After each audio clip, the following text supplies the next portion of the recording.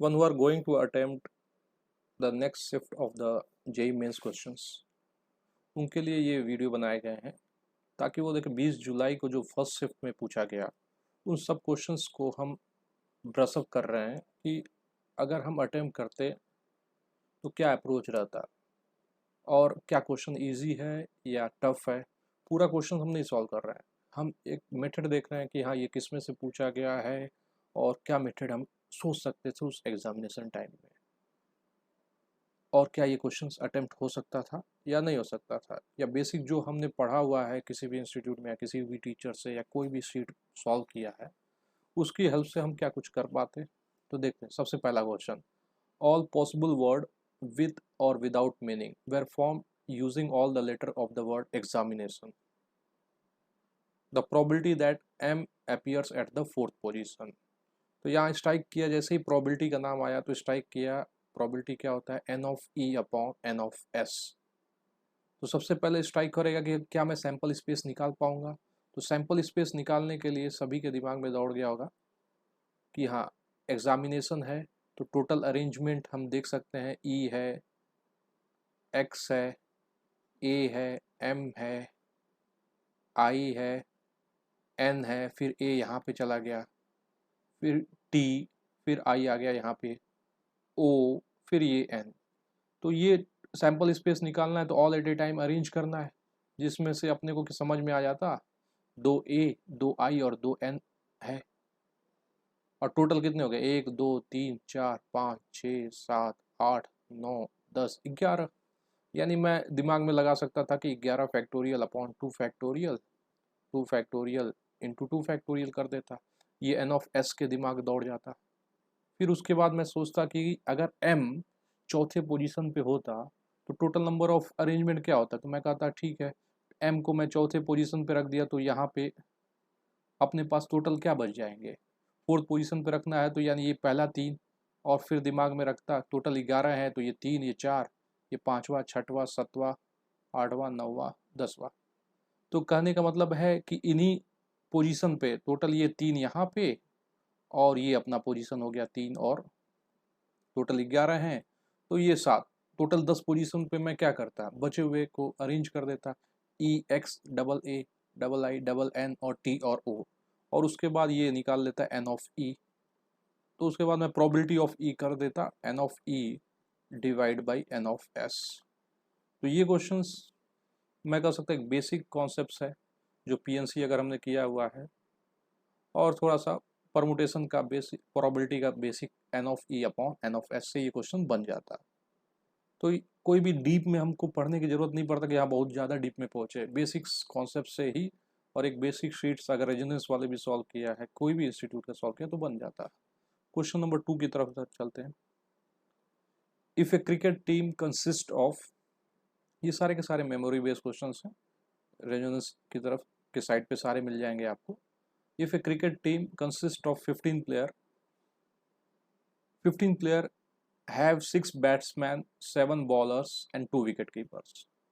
The number of ways in which cricket team form with at least 4 batsmen, 5 bowlers and 1 wicket keeper.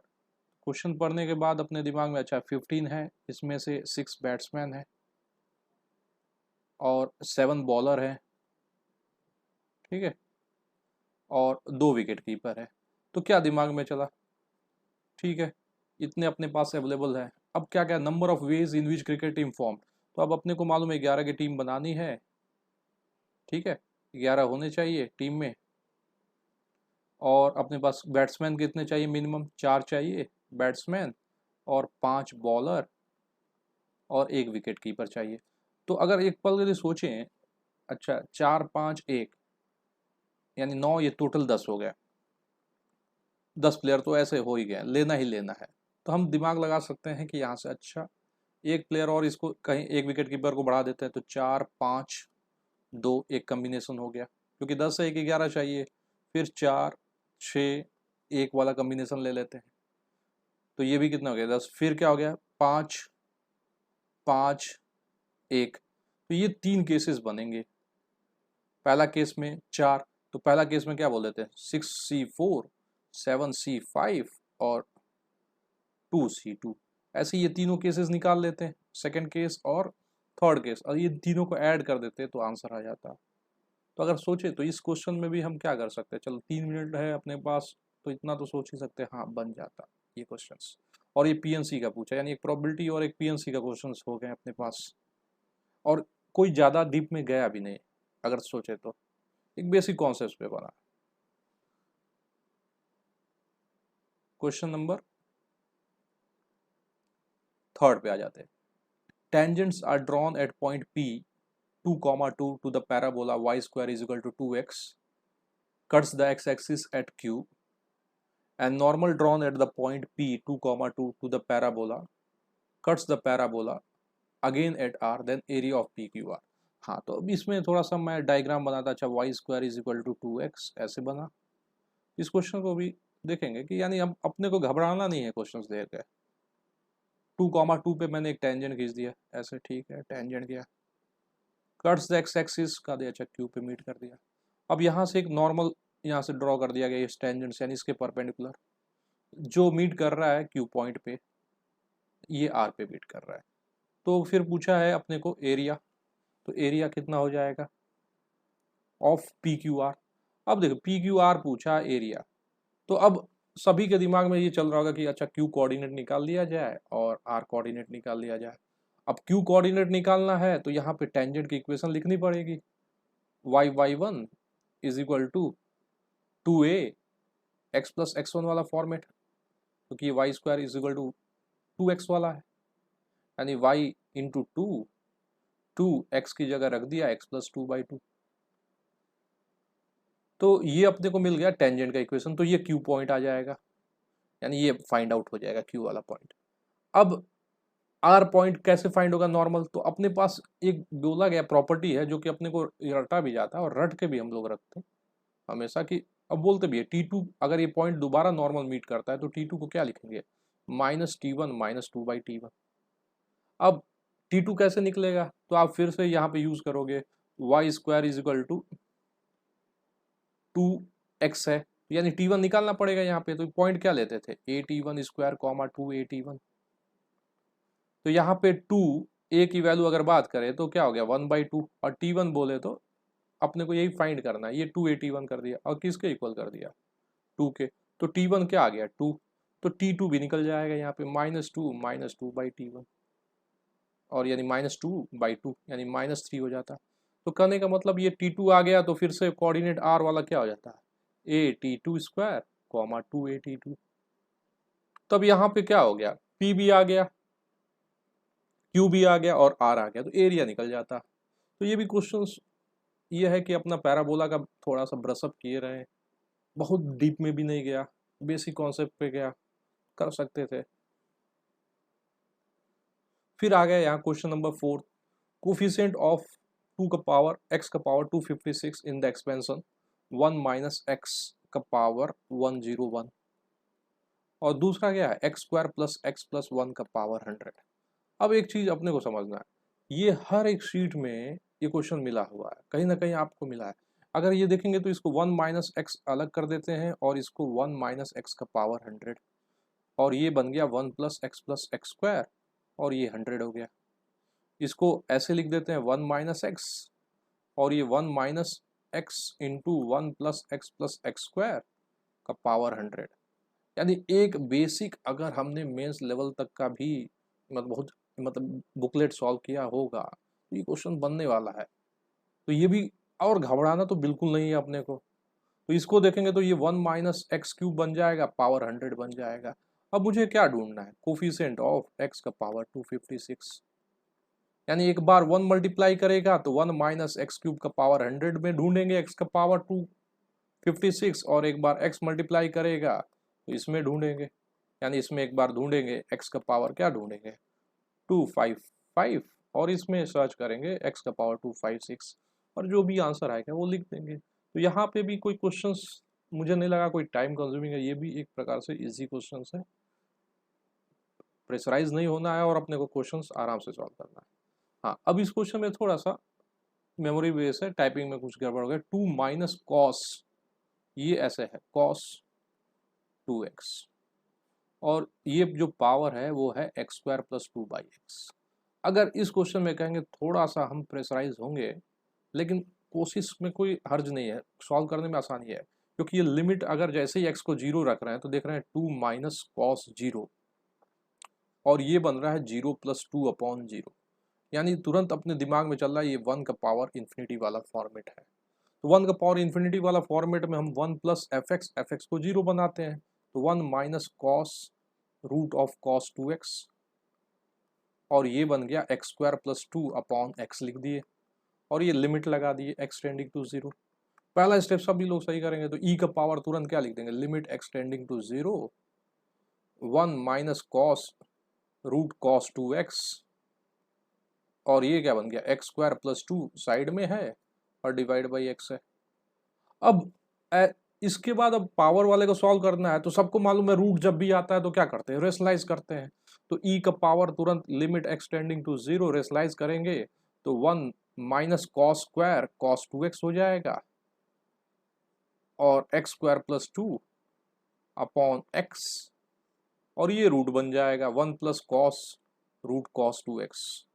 अब ये दोनों तो सबको दिख रहा है, एक्स स्क्वायर प्लस 2/this, ये क्या हो जाएंगे, सॉल्व हो जाएगा। अब आपको यहाँ पे दिमाग लगाना है, साइन स्क्वायर बन जाएगा ये cos 2x, और एक दो स्टेप्स और लेंगे धीरे धीरे, यानी प्रेशराइज बिल्कुल नहीं होना है, धीरे धीरे सॉल्व करते जाएंगे और अपना आंसर बनने वाला है। नंबर पाना है तो अपने को क्या करना है, धीरे धीरे स्टेप लेना है, नहीं तो लॉपिटल रूल लगा लेंगे। और क्या करेंगे, न्यूमरेटर को भी डिफरेंशिएट कर देंगे, डिनोमिनेटर को भी डिफरेंशिएट करके, कुछ नहीं हुआ तो, और सॉल्व हो जाना है। अब आ जाते हैं क्वेश्चन नंबर 6 पे। क्वेश्चन नंबर 6 देखो, if a focal chord y equal to mx plus c है और parabola y square equal to -64x, तो फोकल कॉर्ड आते ही दिमाग में दौड़ गया कि अच्छा इसका फोकस पॉइंट इस कॉर्ड में सेटिस्फाई करेगा। अब बोला is also tangent to the circle x plus 10 का whole square plus Y square equal to 4।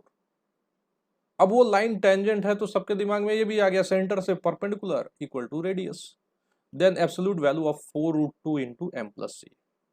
यानी पैराबोला का एकदम बेसिक क्वेश्चंस, दो क्वेश्चंस मेमोरी बेस पे, यानी एकदम बेसिक्स चल रहा है, यानी कोई बहुत बड़ा डीप नहीं गया है।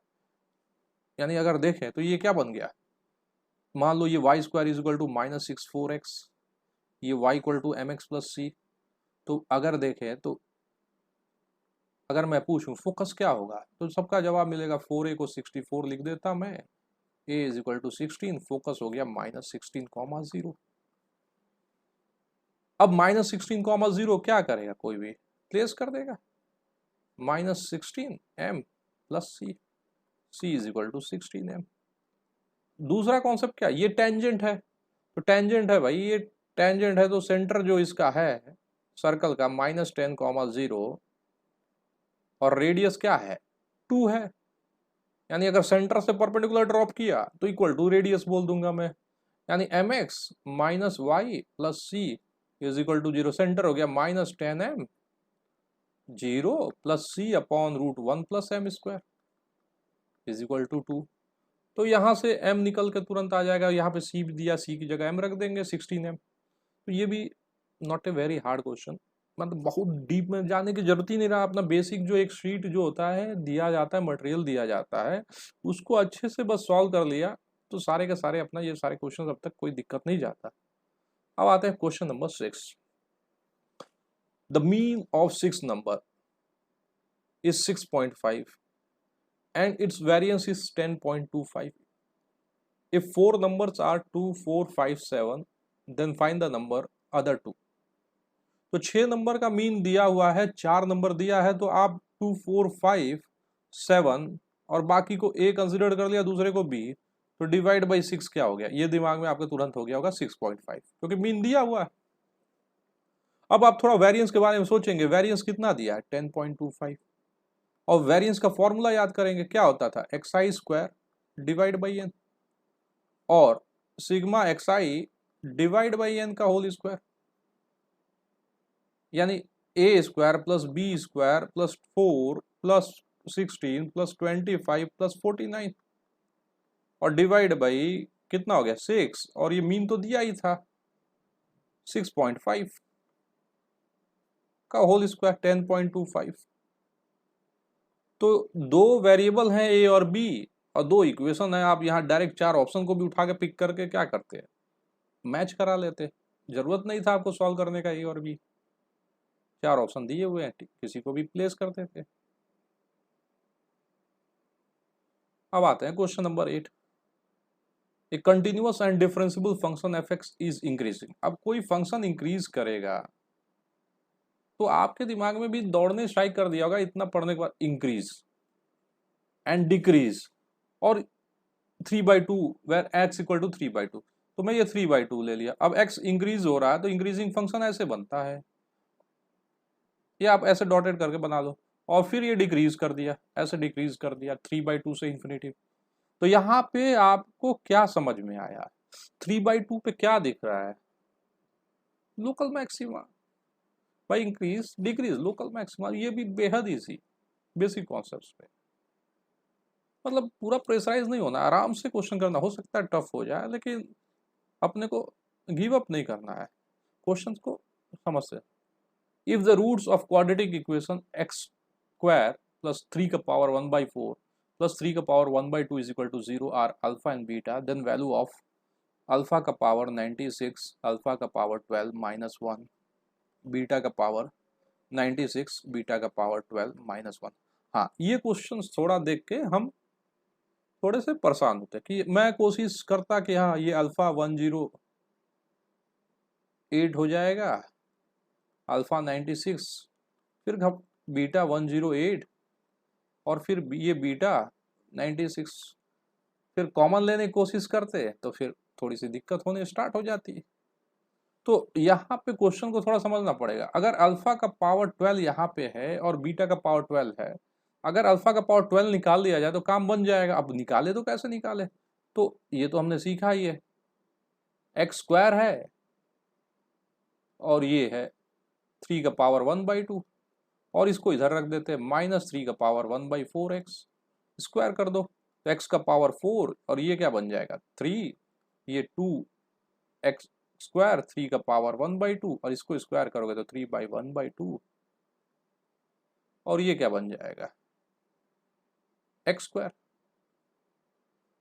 अब थोड़ा सा अपने को भी समझना पड़ेगा, इसको इधर भेज देते हैं तो ये क्या बन जाएगा एक्स का पावर 4 प्लस 3, इसको इधर भेज दिए तो ये बन जाएगा -x स्क्वायर 3 का पावर 1/2, फिर से स्क्वायर कर दिया तो ये x का पावर 8 प्लस 6x का पावर 4 प्लस 9, ये बन गया। फिर से स्क्वायर किया तो ये कितना बन गया 3x का पावर 4, यानी x का पावर 8 प्लस 3x का power 4 plus 9 is equal to 0। यानी x का पावर 8 को क्या लिख सकते हैं -3x का पावर 4 माइनस 9। तो यहाँ अपने को x का पावर 4 से मल्टीप्लाई कर दिया तो ये x का पावर 12 और ये क्या बन गया 3x का पावर 8 माइनस 9x का पावर 4। यहाँ क्या किए x का पावर 4 से मल्टीप्लाई कर दिए, फिर ये x का पावर 8 आ गया तो यहाँ पे क्या किए इस x का पावर 8 को दोबारा से लिख दिए -3 x का पावर 4 माइनस 9 और ये -9x का पावर 4। तो ये देखो 9 और ये कैंसिल हो जाएगा, यानी x का पावर 12 इज इक्वल टू क्या आ गया 27 आ गया।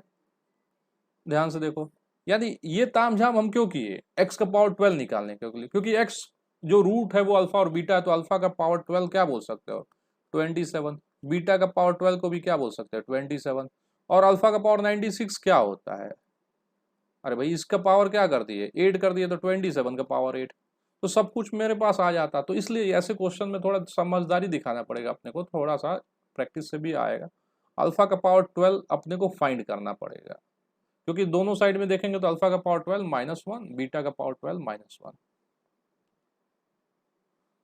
क्वेश्चन नंबर 10 पे आते हैं। In A triangle ABC if AB is equal to 5 और angle B equal to cos inverse 3/5 and radius of triangle is 5, then area of triangle ABC is।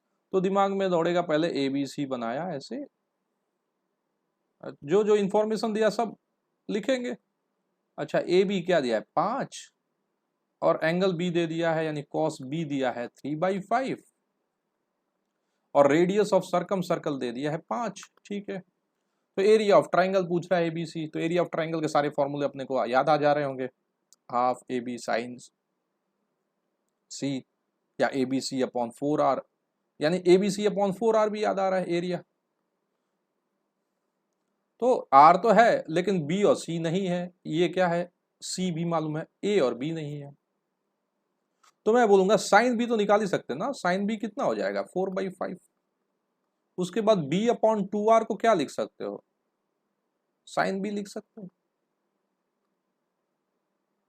तो यहां से B आ जाएगा 10 इंटू 4/5 8।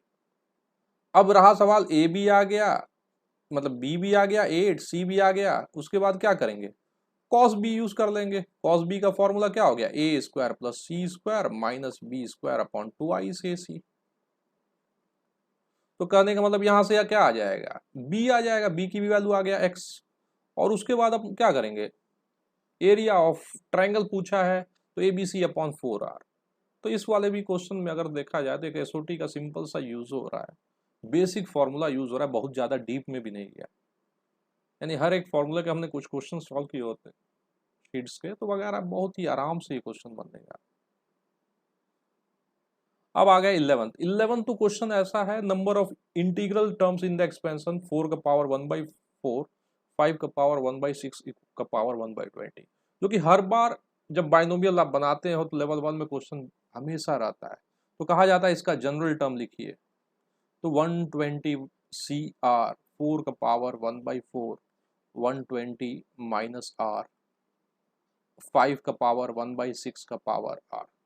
थोड़ा सा और अरेंज करते हैं और इसको क्या लिखते थे, 4 का पावर 1/4 यानी 2 का पावर 2/4 इंटू 120 माइनस R और 5 का पावर R/6 यानी 120 CR, समेसन लगा दीजिएगा, R इज इक्वल टू 0 से लेकर 120। तो यहाँ पे हम क्या देख रहे हैं, तो ये बन गया 2 का power 120 minus R divide by 2, 5 का पावर R/4 R/6। तो ये R जो होगा 0 से लेके कहाँ तक जा रहा है, 120 तक। तो आप देखते थे R क्या होना चाहिए, मल्टीपल ऑफ 6 होना चाहिए, यानी 0 6, यानी इसके लिए क्या हो गया 0 6 12 डॉटेड डॉटेड 120। और इसके लिए क्या हो गया, इवन वाला ले लिया 120 तक, 0 2, क्योंकि 2 से डिवाइड होना चाहिए, 4 6 8, ठीक है 120।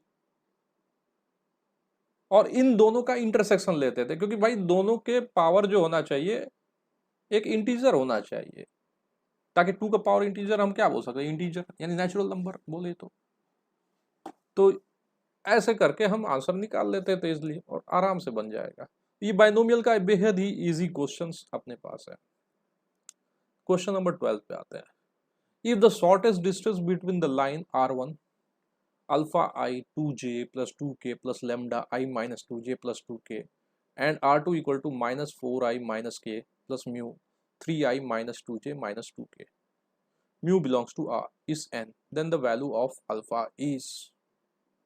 तो अब यहां से भी अपने को एक चीज समझना है कि शॉर्टेस्ट डिस्टेंस का फॉर्मूला डायरेक्ट यूज करना है। शॉर्टेस्ट डिस्टेंस का फॉर्मूला तो a प्लस लेमडा बी, और दूसरा क्या है R is equal to C plus mu D. तो शॉर्टेस्ट डिस्टेंस क्या हो गया, a minus C dot b cross D divide by b cross D. और यहां पे सारा कुछ अपने को मालूम है, a भी मालूम है, b भी मालूम है, और ये a हो गया, ये क्या हो गया c हो गया, ये b हो गया, ये d हो गया। इस 9 कर देंगे, अल्फा अननोन है, अल्फा आ जाएगा अपने पास। अब यहां पे आते हैं question number, A B C are mutually perpendicular unit vectors equally incline to a plus B plus C at an angle theta, find 36 cos square 2 theta. अब A B C mutually unit vector equally incline to a plus B plus C at an angle theta. तो मैंने कहा mod A mod B mod सी क्या हो गया 1, और mutually inclined है तो ए परपेंडिकुलर है तो A dot B dot C और सी डॉट ए, ये सारे के सारे 0 दे दिए हैं अपने पास, यूनिट वेक्टर है सारे के सारे। तो a प्लस बी प्लस सी का मॉड भी निकल जाएगा, अगर पूछा जाए तो ये क्या हो जाएगा, स्क्वायर कर लीजिए, अंडर रूट क्या बन जाएगा, mod A square mod B square mod C square, और बाकी आपको भी मालूम है √3 बन जाएगा, बाकी सारे के सारे ट्वाइस ए डॉट बी ये सब जीरो हो जाएंगे, बी डॉट सी। अब इक्वली इंक्लाइंड है एट एन एंगल थीटा, तो A dot A plus B plus C अगर लगा लेंगे तो ये क्या बन जाएगा, मॉड ए तो 1 ही है और ये तो मॉड ए प्लस बी प्लस सी निकाल ही रखे हैं, और ये क्या बन जाएगा कॉस थीटा। अब कुछ करना ही नहीं है आपको, ए डॉट ए क्या यूनिट वेक्टर 1 और ये क्या हो गया √3 कॉस थीटा आ गया आपके पास। बेहद ही इजी क्वेश्चन है एक प्रकार से वेक्टर का, कोई भी ज्यादा सोचना नहीं है, आराम से जो बोला है करते जाए आंसर निकलना है। अब question number 14, Z and omega are complex number such that Z omega का mod is equal to 1, argument Z minus argument omega equal to 3π/2, then find the argument 1 - 2 Z bar omega upon 1 + 3 Z bar omega. अब एक चीज है यहाँ पे, ऐसा question मिला तो अब तो दिमाग से चल ही जा रहा है ना आपके, argument Z minus argument omega equal to 3π/2, या तो आप जेड को Re⁻I थीटा कंसिडर करिए और ओमेगा को क्या कंसिडर करिए, Re⁻I थीटा माइनस 3π/2, क्योंकि वो कम है, आर्गुमेंट जेड ज्यादा है। लेकिन मेरा एक क्वेश्चन है, क्या हम, और ये भी प्लेस करना पड़ेगा ना, मॉड जेड और ओमेगा को प्लेस करना पड़ेगा, यानी मॉड जेड की वैल्यू अगर इसको R1 कंसिडर कर लेते हैं और इसको R2 कंसिडर करते हैं तो mod Z is equal to 1 upon mod omega, यानी ये R1 is equal to 1/R2, इसका भी यूज करना पड़ेगा। और ये सारा का सारा क्या करेंगे, उस आर्गुमेंट में प्लेस कर देंगे जो क्वेश्चन दिया हुआ है। एक तो और चीज थोड़ा सा है ये टफ, लेकिन इजी भी है, आप स्पेसिफिक केस बना के इजी कर सकते हैं। कैसे स्पेसिफिक केस बना सकते हैं कि भाई जेड की वैल्यू क्या है 0,1 -1 ले लेता हूँ, इसका आर्गुमेंट ऐसे मान लीजिए, और ये क्या कर लीजिए 1,0 कंसिडर कर लीजिए डब्लू को, तो बहुत ही इजी क्वेश्चन बन जाएगा ये आपके लिए। और डायरेक्ट क्या करिए वहां पर प्लेस कर दीजिए, दोनों की मैग्नीट्यूड भी 1 है, तो आप एक स्पेसिफिक केस बना के भी इस क्वेश्चन को क्या कर सकते हैं, काफी इजी कर सकता है। और नहीं तो ये अपने पास है ये नॉर्मल तरीका जिसको हम सोच सकते हैं और सॉल्व कर सकते हैं, तो थोड़ा सा आपको टाइम लगता, कुछ कॉम्प्लेक्स अगर आपने बेसिक किया तो हो जाता, नहीं तो फिर डगमग डगमग होता। क्वेश्चन नंबर 15 पे आते हैं, sin x minus e⁻x x is less than equal to 0, a plus minus X का इंटीग्रल 0 से 1, 2x minus b x is greater than equal to 1 is continuous and differentiable function, then find the value of a plus b। अब continuous है तो सबको मालूम है f(0) minus f(0) और f(0) कर देते हैं आप तुरंत, तो पहले वाले में 0 माइनस e⁻0 और ये बन जाता a प्लस, देखिए 0 पे तो 0 होगा, 0 प्लस हो जाता है, ये -0 प्लस, तो -1 इज इक्वल टू a और ये -1 हो जाता, 0 से कम हो जाता, 0.001 निगेटिव लगा हुआ है, -1 हो जाता, तो आराम से इसलिए a इज इक्वल टू 0 आ जाता। उसी तरह 1 पे आप कर लेते, 1 पे होता तो a की वैल्यू b की वैल्यू आ जाती। तो ये भी एक प्रकार से काफी इजी क्वेश्चन है, आराम से बन जाता है आपका।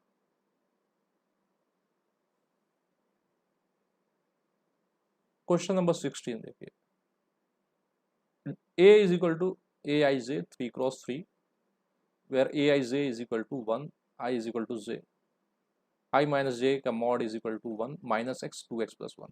अब जैसे ही 3×3 बोला तो नंबरिंग आपके दिमाग में ऐसे चल गया, a11 a12 a13 a21 a22 a23 a31 a32 a33, तो मैट्रिक्स जो आएगा पहला देखिए i इक्वल टू j पे 1, तो 1 1 1 तो ऐसे आपने लिख दिया, i माइनस जेड का मॉड 1 हो गया, यानी ये देखे पॉइंट आउट करते हैं जो 1 दिखे आपको, ये 1, यहां पे क्या लिख देते हैं -x, फिर 2x + 1 बाकी जगह लिख देते हैं। इसमें भी कुछ टाइम नहीं लगता, बेसिक चीजें हैं। अब fx डिटर्मिनेंट लेते हैं, अब इसका डिटर्मिनेंट तो फाइंड ही कर सकते हैं ना आप। फिर कहा then sum of local maxima and local minima, अब लोकल मैक्सिमा लोकल मिनिमा चाहिए तो इसको fx जब डिटर्मिनेंट से डिनोट किए, fx is equal to determinant of a, तो लोकल मैक्सिमा मिनिमा चाहिए तो एफ डैश एक्स को क्या कर लेंगे, 0 कर लेंगे और लोकल मैक्सिमा मिनिमा निकाल लेते हैं और आराम से बन जाता है। यानी ये भी क्वेश्चंस मतलब क्या है कि फ्री में मिल रहे हैं मार्क्स, ज्यादा टफ नहीं है, घबराना नहीं है, बस अपने को प्रैक्टिस कम रहेगा तो थोड़ा सा दिक्कत होगा, लेकिन प्रैक्टिस सभी लोग अच्छा करते हैं। Question number 17, the coefficient of A का पावर 3, बी का पावर 4 और सी का power 5 in A B plus B C plus A C का पावर 6। पूरे की पूरी मल्टीनोमियल, ऐसे क्वेश्चंस तो मल्टीनोमियल स्टार्ट होता है तो ही करते हैं। N factorial upon alpha 1 factorial, alpha 2 factorial, alpha 3 factorial. अब मैं लिख देता ए बी का पावर अल्फा 1, बी सी का पावर अल्फा 2, ए सी का पावर अल्फा 3, ये वाला कॉन्सेप्ट यूज करता, यानी एन की जगह 6 रख देता, तो मैं यहीं पे मिटा देता, एन की जगह मैंने 6 रख दिया।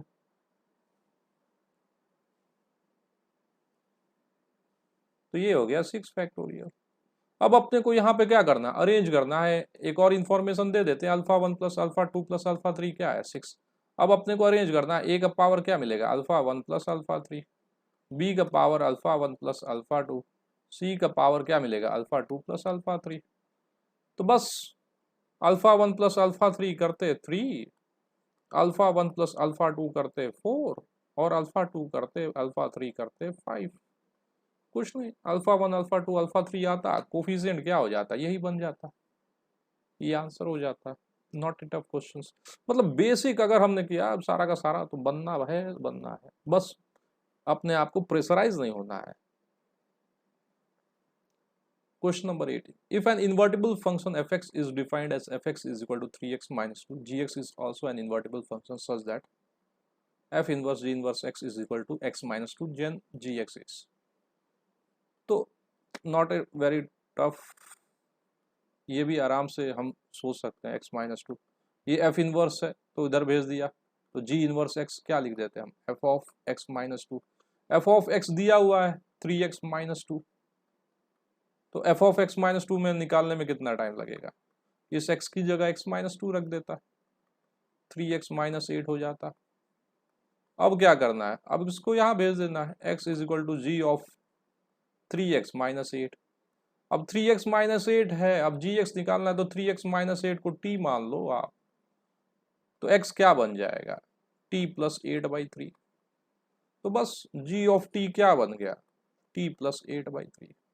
बहुत ही easy question. g of x क्या बन गया, x plus 8/3।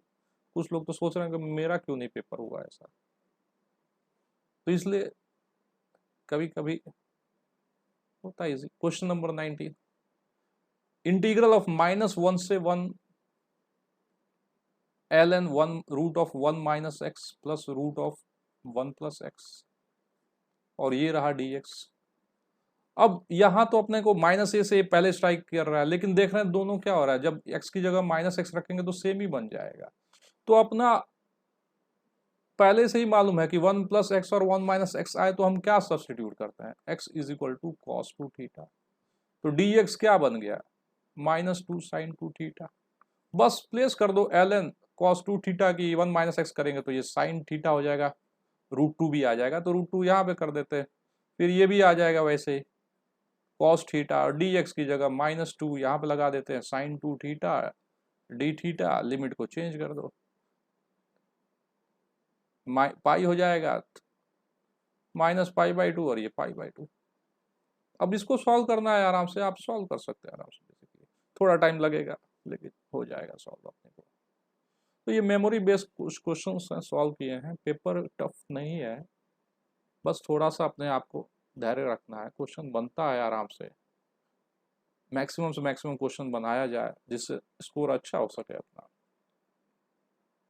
Have a good luck for next who are appearing for coming mains exam. Thank you.